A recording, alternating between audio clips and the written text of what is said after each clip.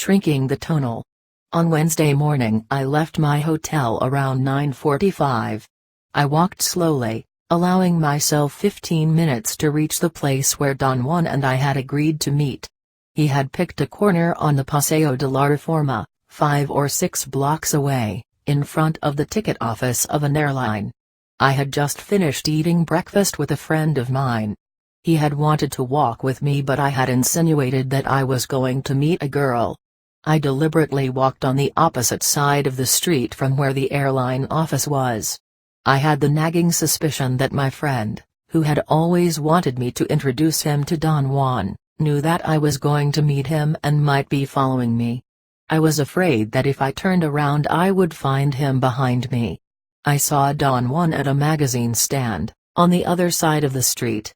I started to cross over but had to stop on the divider and wait there until it was safe to walk all the way across the wide boulevard. I turned around casually to see if my friend was following me. He was standing on the corner behind me. He smiled sheepishly and waved his hand, as if telling me that he had been incapable of controlling himself. I dashed across the street without giving him time to catch up with me. Don Juan seemed to be aware of my predicament. When I reached him, he gave a furtive glance over my shoulder. "He is coming," he said. "We'd better go down the side street." He pointed to a street which cut diagonally into the Paseo de la Reforma at the point where we were standing. I quickly oriented myself. I had never been on that street, but 2 days before I had been in the airline ticket office. I knew its peculiar layout. The office was on the pointed corner made by the 2 streets. It had a door opening onto each street, and the distance between the 2 doors must have been about 10 to 12 feet. There was an aisle through the office from door to door, and one could easily go from one street to the other. There were desks on one side of that pathway and a large round counter with clerks and cashiers on the other side. The day I had been there, the place had been filled with people. I wanted to hurry up, perhaps even run, but Don Juan's pace was relaxed.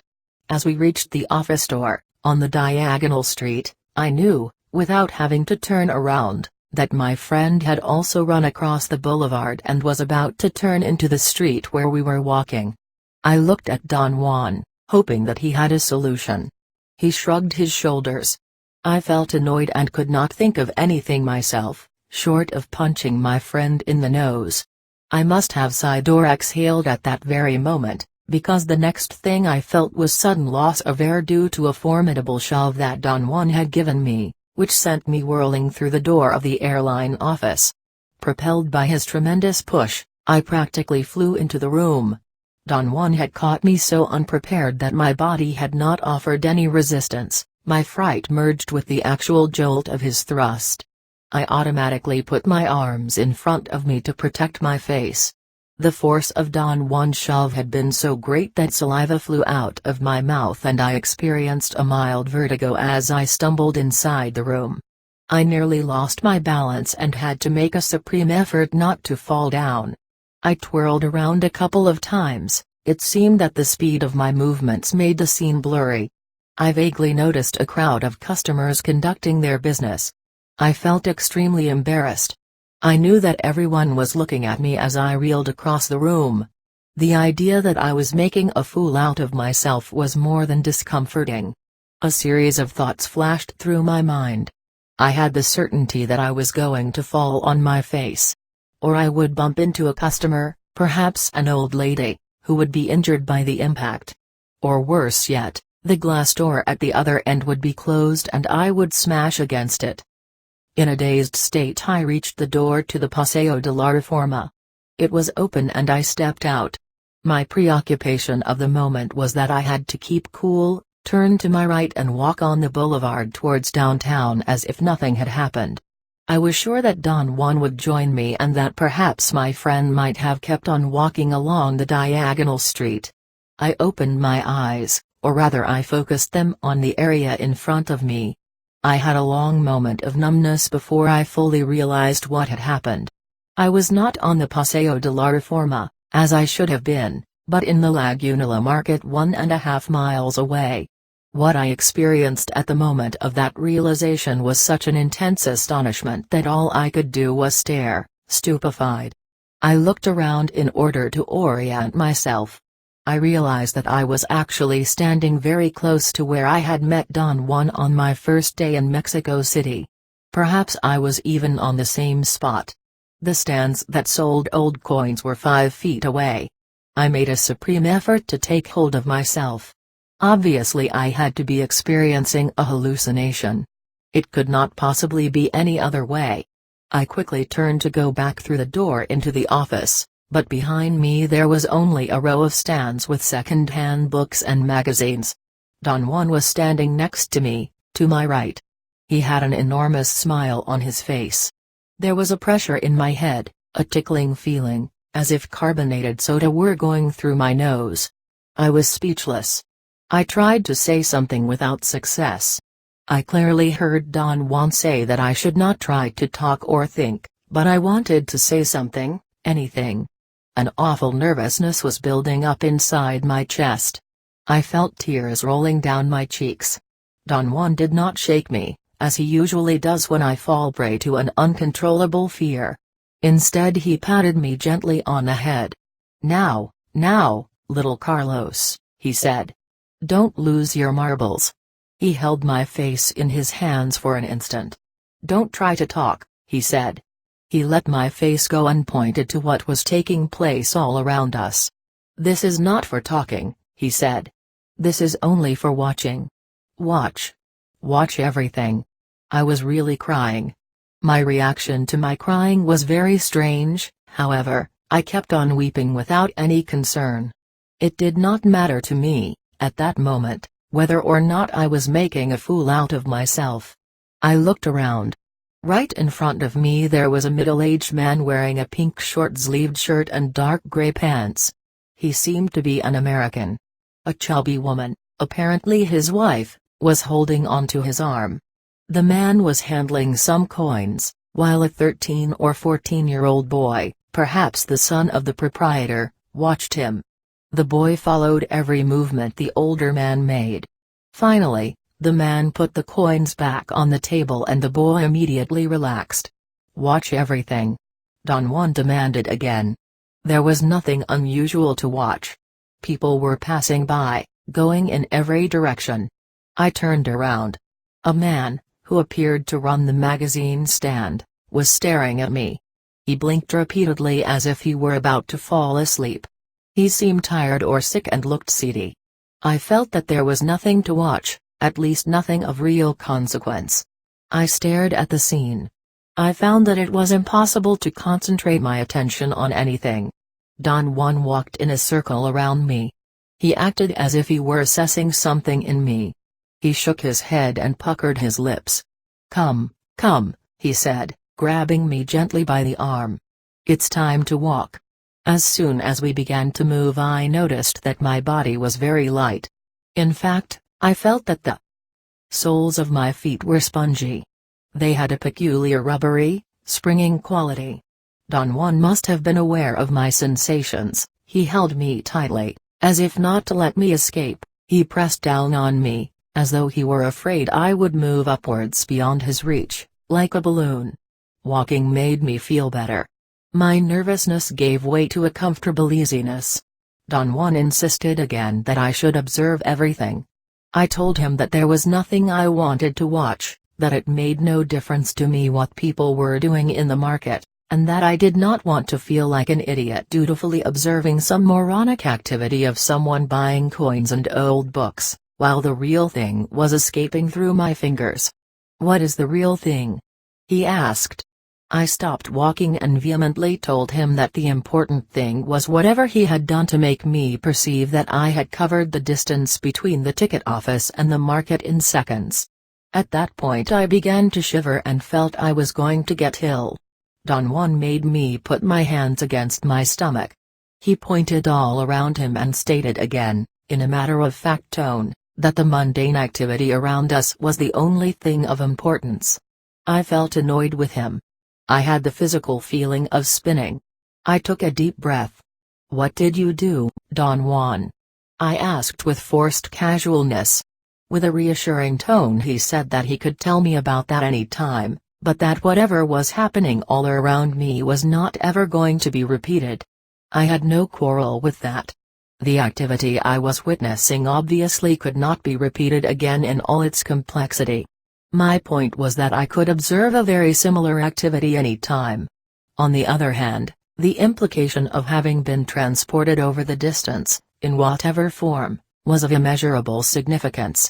When I voiced these opinions, Don Juan made his head shiver as if what he had heard me say was actually painful to him. We walked in silence for a moment. My body was feverish. I noticed that the palms of my hands and the soles of my feet were burning hot. The same unusual heat also seemed to be localized in my nostrils and eyelids. "What did you do, Don Juan?" I asked him pleadingly. He did not answer me but patted me on the chest and laughed. He said that men were very frail creatures, who made themselves even more frail with their indulging. In a very serious tone he exhorted me not to feel that I was about to perish but to push myself beyond my limits and to simply engage my attention on the world around me. We continued walking at a very slow pace. My preoccupation was paramount. I could not pay attention to anything. Don Juan stopped and seemed to deliberate whether or not to speak. He opened his mouth to say something, but then he appeared to change his mind and we began to walk again. "What happened is that you came here," he said abruptly as he turned and stared at me. "How did that happen?" He said that he did not know, and that the only thing he did know was that I had selected that place myself. Our impasse became even more hopeless as we kept on talking. I wanted to know the steps and he insisted that the selection of the place was the only thing we could discuss, and since I did not know why I had chosen it, there was essentially nothing to talk about. He criticized, without getting angry, my obsession to reason out everything as an unnecessary indulging. He said that it was simpler and more effective just to act, without seeking explanations, and that by talking about my experience and by thinking about it I was dissipating it. After a few moments he said that we had to leave that place because I had spoiled it and it would become increasingly injurious to me. We left the market and walked to the Alameda Park. I was exhausted. I plunked down on a bench. It was only then that it occurred to me to look at my watch. It was 10:20 a.m. I had to make quite an effort in order to focus my attention. I did not remember the exact time when I had met Don Juan. I calculated that it must have been around 10. And it could not have taken us more than 10 minutes to walk from the market to the park, which left only 10 minutes unaccounted for. I told Don Juan about my calculations. He smiled. I had the certainty that his smile hid his contempt for me, yet there was nothing in his face to betray that feeling. "You think I'm a hopeless idiot, don't you, Don Juan?" "Aha!" he said and jumped to his feet. His reaction was so unexpected that I also jumped up at the same time. "Tell me exactly what you think my feelings are," he said emphatically. I felt I knew his feelings. It was as if I were feeling them myself. But when I tried to say what I felt, I realized I could not talk about it. To speak required a tremendous effort. Don Juan said that I did not have enough power yet to see him. But I could certainly see enough to find myself suitable explanations for what was happening. "Don't be bashful," he said. "Tell me exactly what you see." I had a sudden and strange thought, very similar to thoughts that usually come to my mind just before falling asleep. It was more than a thought, a complete image would be a better description of it. I saw a tableau containing various personages. The one which was directly in front of me was a man sitting behind the window frame. The area beyond the frame was diffuse, but the frame and the man were crystal clear. He was looking at me, his head was turned slightly to his left, so he was actually looking askance at me. I could see his eyes moving to keep me within focus. He was leaning on the windowsill with his right elbow. His hand was clenched into a fist and his muscles were contracted. To the left of the man there was another image in the tableau. It was a flying lion. That is, the head and the mane were those of a lion but the lower part of its body belonged to a curly white French poodle. I was about to focus my attention on it, when the man made a smacking sound with his lips and stuck his head and trunk out of the window. His whole body emerged as if something were pushing him. He hung for a moment, grabbing the windowsill with the tips of his fingers as he swung like a pendulum. Then he let go. I experienced in my own body the sensation of falling. It was not a plummeting down, but a soft descent, and then a cushioned floating. The man was weightless. He remained stationary for a moment and then he went out of sight as if an uncontrollable force had sipped him away through a crack in the tableau. An instant later he was back at the window looking askance at me. His right forearm was resting on the windowsill, only this time his hand was waving goodbye to me. Don Juan's comment was that my seeing was too elaborate. "You can do better than that," he said. "You want me to explain what happened? Well, I want you to use your seeing to do that. You saw, but you saw crap. That kind of information is useless to a warrior. It would take too long to figure out what's what. Seeing must be direct, for a warrior can't use his time to unravel what he himself is seeing. Seeing is seeing because it cuts through all that nonsense." I asked him if he thought that my vision had only been a hallucination and not really seeing. He was convinced it had been seeing because of the intricacy of detail, but that it was inappropriate for the occasion. "Do you think that my visions explain anything?" I asked. "Sure they do. But I wouldn't try to unravel them if I were you. In the beginning seeing is confusing and it's easy to get lost in it. As the warrior gets tighter, however, his seeing becomes what it should be, a direct knowing." As Don Juan spoke I had one of those peculiar lapses of feelings and I clearly sensed that I was about to unveil something which I already knew, a thing which eluded me by turning into something very blurry. I became aware that I was involved in a struggle. The more I tried to define or reach that elusive piece of knowledge the deeper it sank. That seeing was too visionary, Don Juan said. The sound of his voice shook me. A warrior asks a question, and through his seeing he gets an answer, but the answer is simple, never embellished to the point of flying French poodles. We laughed at the image. And half-jokingly I told him that he was too strict, that anyone going through what I had gone through that morning deserved a bit of leniency. "That is the easy way out," he said. "That is the indulging way. You hinge the world on the feeling that everything is too much for you. You're not living like a warrior." I told him that there were so many facets of what he called a warrior's way that it was impossible to fulfill all of them, and that the meaning of it became clear only as I encountered new instances where I had to apply it. "A rule of thumb for a warrior," he said, "is that he makes his decisions so carefully that nothing that may happen as a result of them can surprise him, much less drain his power. To be a warrior means to be humble and alert. Today you were supposed to watch the scene which was unfolding in front of your eyes, not to ponder how all that was possible. You focused your attention on the wrong place. If I wanted to be lenient with you I could easily say that since this was the first time it had happened to you, you were not prepared. But that's not permissible, because you came here as a warrior, ready to die, therefore, what happened to you today shouldn't have caught you with your pants down." I conceded that my tendency was to indulge in fear and bewilderment. "Let's say that a rule of thumb for you should be that when you come to see me you should come prepared to die," he said. "If you come here ready to die, there shouldn't be any pitfalls, or any unwelcome surprises, or any unnecessary acts. Everything should gently fall into place because you're expecting nothing." That's easy to say, Don Juan. I am on the receiving end, though. I am the one who has to live with all this. It is not that you have to live with all this. You are all this. You're not just tolerating it for the time being. Your decision to join forces with this evil world of sorcery should have burned all the lingering feelings of confusion and should give you the spunk to claim all this as your world. I felt embarrassed and sad.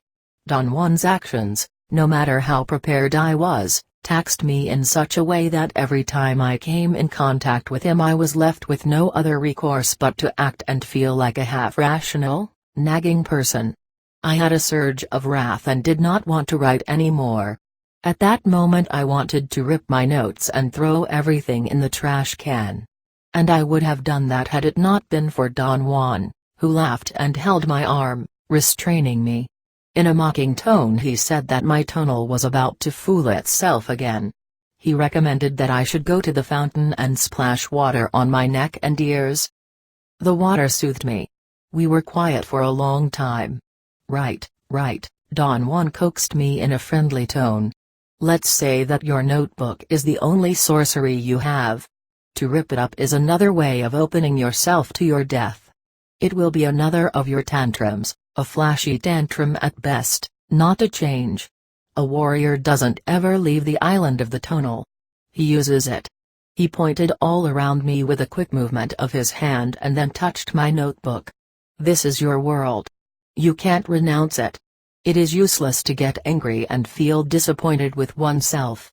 All that proves is that one's tonal is involved in an internal battle. A battle within one's tonal is one of the most inane contests I can think of. The tight life of a warrior is designed to end that struggle. From the beginning I have taught you to avoid wear and tear. Now there is no longer a war within you, not as it used to be, because the warrior's way is harmony, the harmony between actions and decisions, at first, and then the harmony between tonal and nagual. Throughout the time I have known you, I have talked to both your tonal and your nagual. That is the way the instruction should be conducted. In the beginning, one has to talk to the tonal. It is the tonal that has to relinquish control. But it should be made to do so gladly. For example, your tonal has relinquished some controls without much struggle, because it became clear to it that, had it remained the way it was, the totality of you would be dead by now. In other words, the tonal is made to give up unnecessary things like self-importance and indulging, which only plunge it into boredom. The whole trouble is that the tonal clings to those things when it should be glad to rid itself of that crap. The task then is to convince the tonal to become free and fluid. That's what a sorcerer needs before anything else, a strong, free tonal.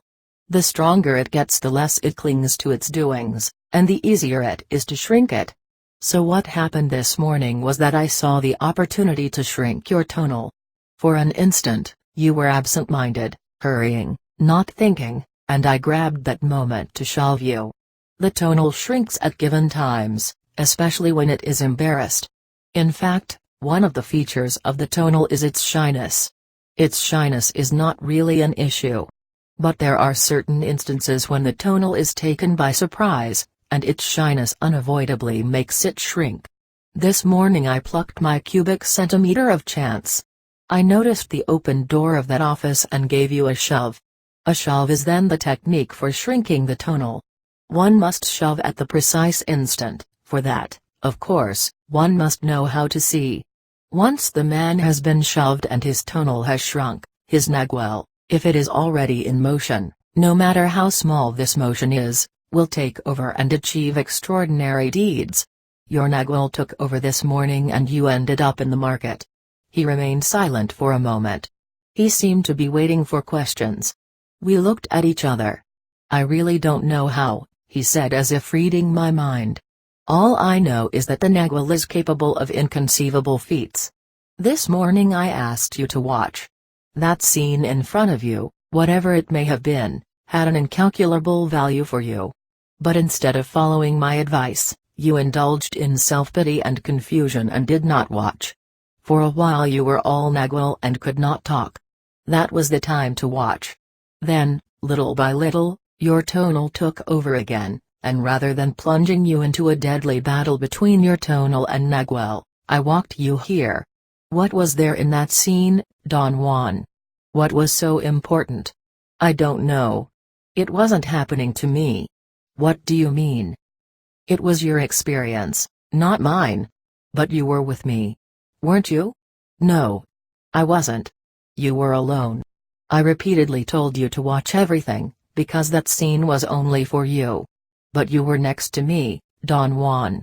No. I wasn't. But it's useless to talk about it.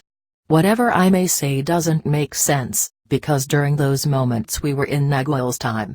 The affairs of the nagual can be witnessed only with the body, not the reason. If you were not with me, Don Juan, who or what was the person I witnessed as you? It was me, and yet I wasn't there. Where were you then? I was with you, but not there.